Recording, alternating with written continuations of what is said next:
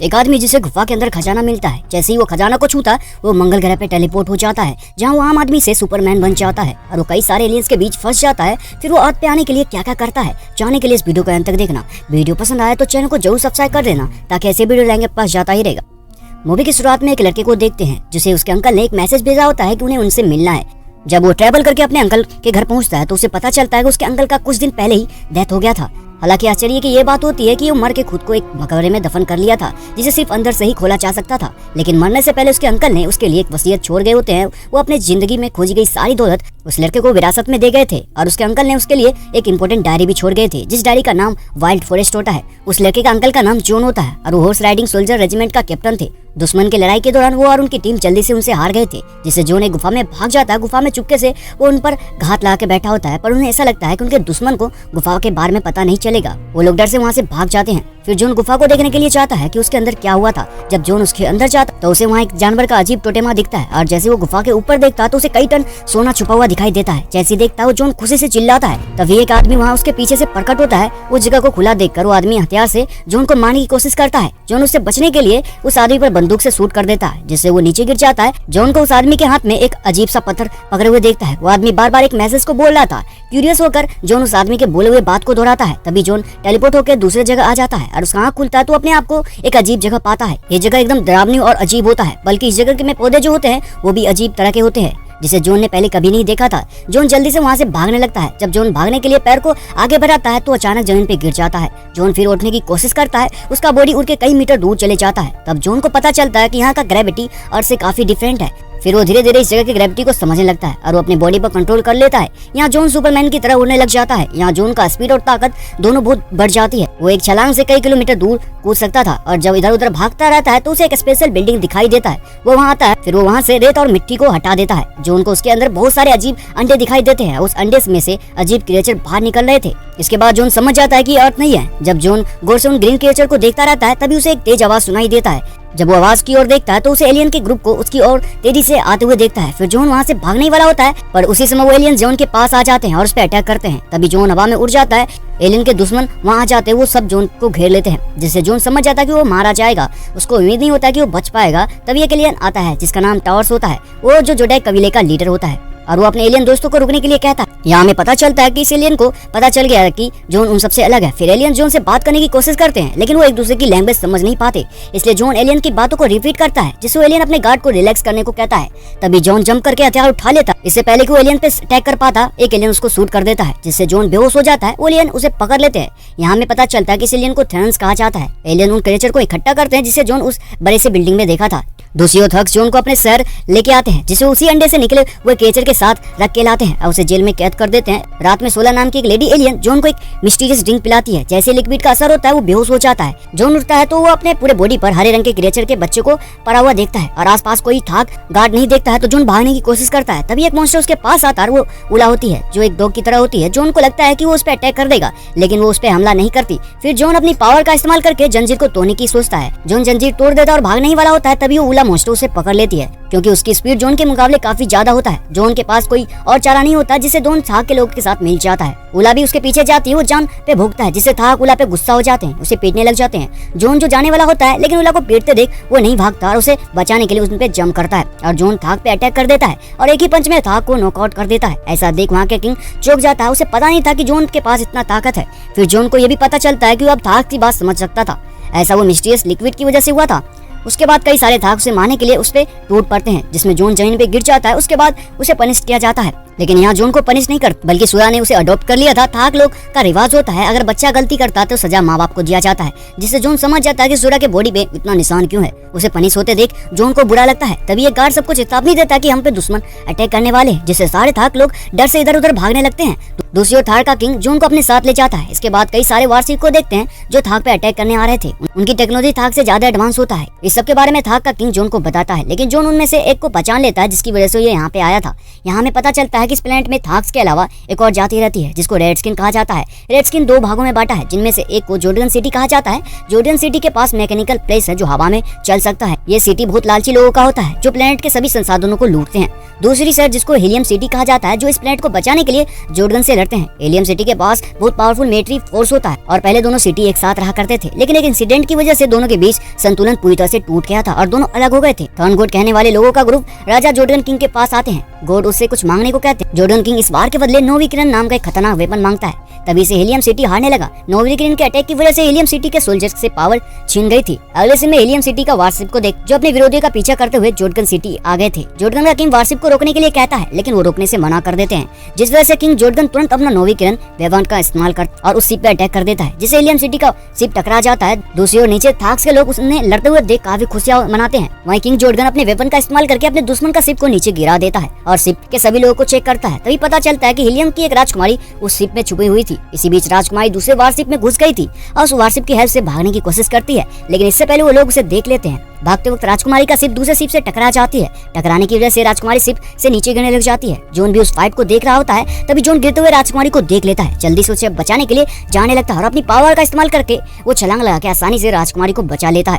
राजकुमारी को बचाते हुए देख जॉन पे वो सब गुस्सा हो जाते हैं, उसे अपना दुश्मन मानने लग जाते हैं और जोर्डन के सोल्जर उस पर अटैक कर देते हैं। हालांकि जॉन उनसे लड़ना नहीं चाहता था और वो जंप लगा के वहाँ से चले जाता है। इस तरह से उड़ते हुए देख राजकुमारी भी चौंक जाती है। फिर जॉन सीधे वारशिप में घुस जाता है और जॉन जल्दी से एक तोप पकड़ लेता है, उससे जोर्डन के सैनिक पे अटैक कर देता है और जॉन जोर्डन सिटी के 2 वारशिप को डिस्ट्रॉय कर देता है। जोर्डन किंग गुस्से में आकर वो नोविकिरन का इस्तेमाल करने की कोशिश करता है, लेकिन उसका दूत उसे रोक देता है, जिससे जोर्डन किंग जॉन को जिंदा पकड़ने का ऑर्डर देता है। तभी जोर्डन किंग के पास जॉन खुद आ जाता है और दोनों फाइट करने लग जाते हैं। हालांकि जॉन के पास बहुत पावर था, लेकिन उसे यहाँ के फाइट स्टाइल के बारे में पता नहीं होता है, जिससे जोर्डन किंग के तेज अटैक से वो हार जाता है, जिससे जॉन को समझ आता है कि उसे इस प्लेनेट के बारे में और सीखना होगा। यहाँ तक कि जॉन को अपने बॉडी पे कंट्रोल नहीं था।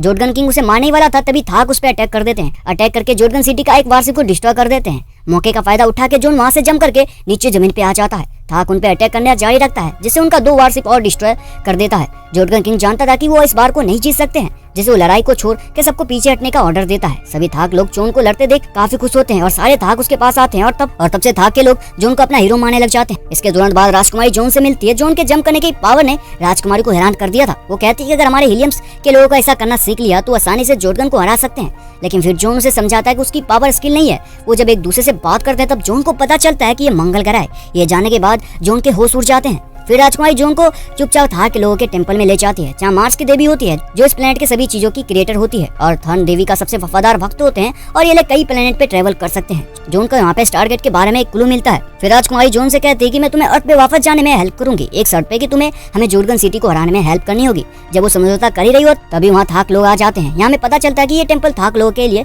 पवित्र जगह होता है और क्योंकि जॉन बिना परमिशन के यहाँ गया था, जिससे उन सबको सजा मिलता है और सूरा ने जॉन को गोद लिया था, जिससे उसे भी कालिज में डाल देते हैं। ये सुनकर थाक का किंग जॉन पे गुस्सा हो जाता है, जिससे वो हथियार से उसे मारने लग जाता है और वो जॉन को मारते हुए किंग उसे एक टेंट में ले जाता है। उससे कहता है कि तुम यहाँ से भाग जाओ। हमें यहाँ पता चलता है कि सूरा किंग की बेटी है। किंग जॉन को टोकन देता है और उसे सूरा को भी यहाँ से ले जाने को कहता है। जल्दी से ये बात जनरल को पता चल और जैसे वो टेंट में देखने जाता है तो देखता है कि टेंट खाली है, जिससे जनरल उसको राजा के पद से हटाने की सोचता है। अगले सीन में जॉन और उसके साथी राजकुमारी असूरा को देखते हैं, जो स्टारगेट को ढूंढने के लिए निकल जाते हैं। रास्ते में उन्हें सिर्फ पीली रेत और वीरान रास्ते के अलावा कुछ नहीं दिखता। रास्ते में एक सिटी को देखते हैं जो अब एक खंडर में तब्दील हो गया था और ये सब जोर्डन सिटी के लूटने की वजह से हुआ था।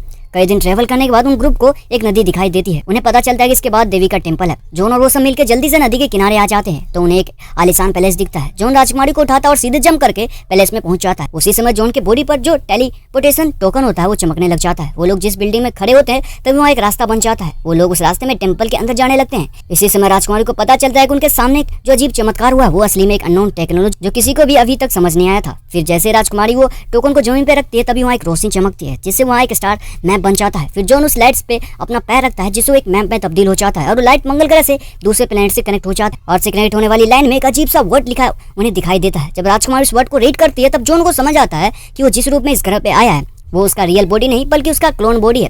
इससे पहले कि उन्हें इसके बारे में और पता चल पाता, उन्हें टेंपल के पास से तेज आवाज सुनाई देती है। जब वो बाहर आते हैं तो देखते हैं कि थार के दुश्मन वाहु ने उन्हें घेर लिया है और इन सब के पीछे जो शख्स है वो थर्न का मैसेंजर है। ये वही आदमी है जिसकी वजह से जॉन इस ग्रह पे आया था।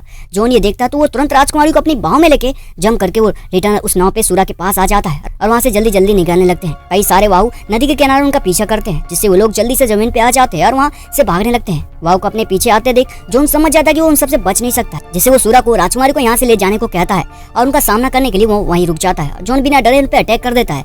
जॉन की पावर सबके उम्मीद से परे थी, वो उसका हर एक अटैक पावरफुल होता है। उला भी वाहू पे अटैक करके मारने लगती है। वो दोनों ही पूरे वाहू सेना को धूल में मिला दिया होता है, लेकिन काफी सारे वाहू थे जिस वजह से जॉन पे भारी पड़ने लग जाते हैं। जैसे ही वो सब मिलकर जॉन को मारने वाले होते हैं तभी वहाँ एक अचानक से वारशिप आ जाता है। वारशिप वाहू के सेना पे अटैक करने लगता है और कुछ ही सेकंड में पूरे वायु सेना को खत्म कर देता है। ये वारशिप हीलियम सिटी का होता है। जैसे राजकुमारी को पता चलता है वो तुरंत वारशिप के पास जाती है। हीलियम का किंग अपनी बेटी को देखते ही गला लगा लेता है। हीलियम सिटी का वारशिप जल्दी आ गया था जिससे जॉन बच जाता है, वो सिर्फ बेहोश हुआ था।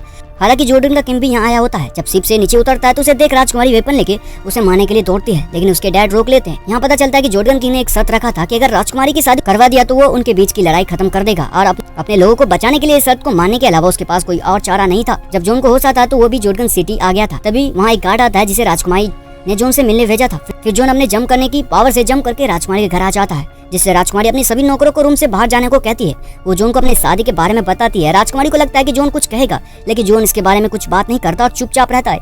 ये देखकर राजकुमारी भी चुप रहती है। फिर राजकुमारी जॉन को टोकन देती है और उसे अर्थ पर लौटने का मंत्र बताती है। राजकुमारी मंत्र का लास्ट वर्ड कहने ही वाली होती है तभी वहाँ किंग झोटगन आ जाता है और जैसे ही राजकुमारी पीछे मुड़कर देखती है, पर पहले ही जॉन वहाँ से जा चुका था। उसे वहाँ नहीं देखकर राजकुमारी सैड हो जाती है और खाली कमरे को देख उसे पहली बार अकेलेपन का एहसास होता है। हालांकि जॉन ने मंत्र का लास्ट वर्ड नहीं बोला था, जिससे वो चुपके से बीमा पे छिप जाता है। इस दौरान जॉन को राजकुमारी से प्यार हो जाता है, जिससे वो यहीं रहने और राजकुमारी की हेल्प करने का सोचता है। जॉन जैसे ही बाहर जाने वाला होता है तभी एक लेडी उसे देख लेती है। वो लेडी जॉन के बॉडी पे कंट्रोल करके उसे वहाँ रोक देती है। तभी उस लेडी का फेस बदल जाता है और यहाँ पता चलता है कि ये थन का मैसेंजर है और उसके बात करने पर उसको पता चलता है कि जॉन अर्थ से आया और थन के मैसेंजर के पास पावर होता है कि वो किसी भी ग्रह पे जा सकता है। फिर मैसेंजर थन के लोगों का मिशन के बारे में बताता है। यहाँ पता चलता है कि थोन कभी भी मर नहीं सकते और वो जानते हैं कि उन्हें अपना लंबा जीवन किस तरह से बिताना है। इसलिए वो लोगों के बीच लड़ाई कर और ग्रह को डिस्ट्रॉय करवाता और ग्रह को फिर से क्रिएट करता है। मार्स उन लोगों के लिए सिर्फ एक खेल का मैदान है। उनका प्लान होता है कि अगर जॉर्डन किंग ने राजकुमारी से शादी कर लिया तो जॉर्डन किंग का शासन और बढ़ जाएगा। जो उनके प्लान के बीच में आ रहा था, उनका अगला काम जो उनको महल से बाहर ले जाना, उसे मारने का था। फिर वो मैसेंजर अपने पावर का इस्तेमाल करके वो अपने मन के मुताबिक अपना रूप बदल सकता है,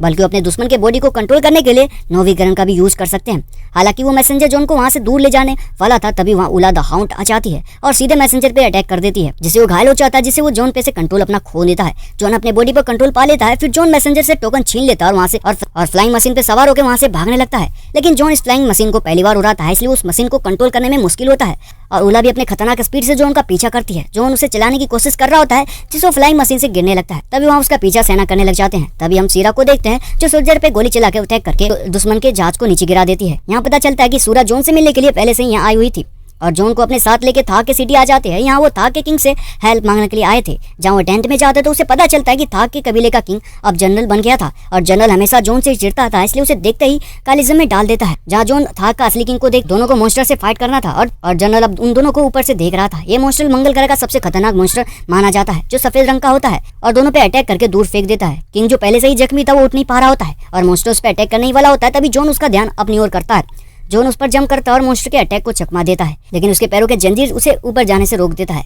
जॉन जंजीर को तोड़ने की कोशिश करता है, लेकिन वो बहुत मजबूत होता है और उधर जनरल उसे ऐसा करता देख गुस्सा हो जाता है और अपने आदमियों से एक और मॉन्स्टर छोड़ने को कहता है, जिससे दोनों मॉन्स्टर आपस में लड़ने लगते हैं। बाद में दोनों जॉन पे अटैक करने जाते हैं। तीर अपने डैड को खतरा में देखो सीधे अंदर कूद जाता। वो अपने डैड को बचा पाती, पर उससे पहले वो मॉन्स्टर उसके डैड को दो भागों में अलग कर देता है। दूसरी ओर जॉन मॉन्स्टर को चैन से पकड़ लेता है, लेकिन मॉन्स्टर काफी पावरफुल होता है, जिससे वो आराम से जंजीर को तोड़ देता है। जॉन जंजीर से आजाद हो जाता है, जो पत्थर को जंजीर से बांधकर मॉन्स्टर पे अटैक करता है, जिससे मॉन्स्टर जख्मी हो जाता है और जमीन पे गिर जाता है। वही दूसरी ओर दूसरा मॉन्स्टर सीरा का पीछा कर रहा था।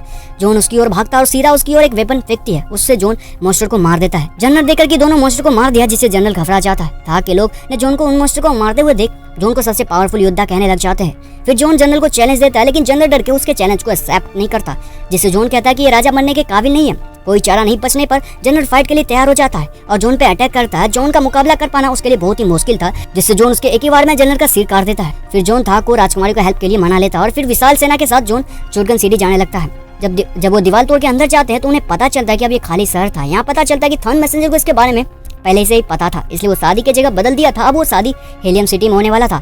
ये जानने के बाद वो लोग फिर हीलियम सिटी जाने का फैसला करते हैं, जिससे बाकी थर्ड के लोग वारशिप ले लेते हैं। जब तक जॉन हीलियम सिटी पहुंच पाता तब तक राजकुमारी की शादी का इम्पोर्टेंट रस्म बाकी होता है। तभी जॉन फ्लाइंग मशीन पे वहाँ पहुंच जाता है। जॉन फिर सबको जोडगन किंग के मकसद के बारे में बताता है, उसका प्लान का पर्दाफाश कर देता है। थॉन मैसेंजर की जोडगन को अटैक करने का ऑर्डर देता है और तुरंत दोनों सिटी के बीच लड़ाई शुरू हो जाता है। इसमें बाहर तैनात जोडगन सेना को भी सिग्नल मिल जाता है और सारे सेना हीलियम सिटी की ओर बढ़ने लग जाते हैं। हीलियम के गार्ड को जोडगन के इतने बड़े सेना के मुकाबला कर पाना मुश्किल था। वहीं दूसरी ओर किंग जोडगन जॉन को अकेले देख उस पर अटैक करता है। जोडगन किंग के प्लान को बार बार फेल करवाने के लिए जॉन को टुकड़ों में काटना चाहता है। हालांकि जैसे वो जॉन को मारने वाला था तभी एक वारशिप महल में कूद जाता। थार के लोग समय से पहले वहाँ पहुंच जाते हैं और तुरंत जोडगन के सेना पे अटैक कर देते हैं। थार को हीलियम के सेना एक साथ मिल जाने पर जोडगन सिटी का मुकाबला कर पाना मुश्किल था और जिससे जोडगन के सेना थार के डर से वहाँ से भागने लगते हैं। इसी बीच जॉन किंग जोडगन को जिंदा पकड़ लेता है। जॉन उन मैसेंजर के बारे में पूछता है तभी एक थन उसे मार देता है और थन से टोकन लेने के लिए वो मैसेंजर खुद को जॉन में बदल लेता है। असली जॉन उसे देख लेता है, उस पर अटैक करता है, लेकिन तब तक वो मैसेंजर गायब हो जाता है और हीलियम सिटी के जीत के साथ मैसेंजर का प्लान भी खत्म हो जाता है। फिर जॉन अपनी फीलिंग को राजकुमारी को बताता है और जिसके बाद दोनों की शादी हो जाती है। जॉन उस टोकन को फेंक देता है अब जिससे वो अर्थ पर वापस नहीं जा सकता था क्योंकि अब उसने यहीं पर अपना घर बसा लिया था। जैसे वो महल में जाता है तभी एक सैनिक उस पर अटैक कर देता है। यहाँ पता चलता है कि ये सैनिक कोई और नहीं बल्कि थर्ड मैसेंजर हो जो जॉन में बदल जाता है और असली जॉन को वापस अर्थ पे भेज देता है। जब वो उड़ता है तो देखता है कि वो वापस अर्थ पे आ गया है और खड़ा होकर मार्स को देखता है जो अब उससे 225 मिलियन किलोमीटर दूर था। इसके बाद जॉन को एक बात याद आता है क्योंकि थर्ड अर्थ के बारे में बहुत कुछ जानते हैं इसलिए वो कहीं और टेलीपोर्टेशन टोकन ढूंढ सकता है। इसलिए जॉन अगले 10 सालों तक उन टोकन को ढूंढने के लिए कई सारी अवशेष की खुदाई करता है। थर्न के लोगों के बारे में सुराग पाने के लिए उसने सभी चीजों का हिस्ट्री और भविष्यवाणी को भरा होता है। काफी ढूंढने के बाद जॉन को एक टोकन मिल जाता है। जॉन टोकन के साथ महल में वापस आता है। यहाँ जॉन को पता चलता है कि थर्न के लोग अर्थ पे भी उस पे नजर रखे हैं, इसलिए जॉन अपने सबसे भरोसेमंद भतीजों को इसके बारे में बुक लिख के दिया था। आखिर में जॉन के भतीजों को सारी सच्चाई के बारे में पता चल जाता कि उसके अंकल को डर था कि थर्न उसके बॉडी को डिस्ट्रॉय करने आएंगे। पता चलने के बाद वो जल्दी से कब्र की ओर दौड़कर देखने जाता है कि उसके अंकल की बॉडी सेफ है या नहीं। जैसे वो स्विच को चालू करने के लिए जॉन ने जो तरीका बताया था वो इस्तेमाल करता है जिससे वो आखिरकार दरवाजा खुल जाता। उसी समय एक आदमी उसके पीछे से उसे मारने के लिए आता है, तभी कोई उस आदमी को मार देता है और जब वो लड़का कवर में देखता है तो उसमें कोई नहीं होता है, जिसे वो देख चौंक जाता। अचानक उसके पीछे से एक बंदूक चलती है और गोली चलाने वाला आदमी कोई और नहीं बल्कि जॉन था। यहाँ पता चलता है कि जॉन को असली में टोकन नहीं मिला और उसने अपनी मौत का नाटक किया था। जब थर्न ने जॉन का पीछा किया था तो उसने जानबूझकर ये नाटक किया था क्योंकि वो जानता था कि थर्न के पास जरूर एक टेलीपोर्टेशन टोकन होगा। देखते कि अब जॉन को टोकन मिल जाता और उसका प्लान काम कर गया था। फिर जॉन अपने भतीजे को अलविदा कहते हुए इसके बाद से वो एक असली कवर का रक्षक बन जाता है और अब जॉन का समय आ गया था मंगल ग्रह राजकुमार के पास जाने के लिए। जैसे ही वो मंत्र बोलता है एक टेलीपोर्टेशन लाइट जलती है और ये मूवी यहीं खत्म हो जाती है।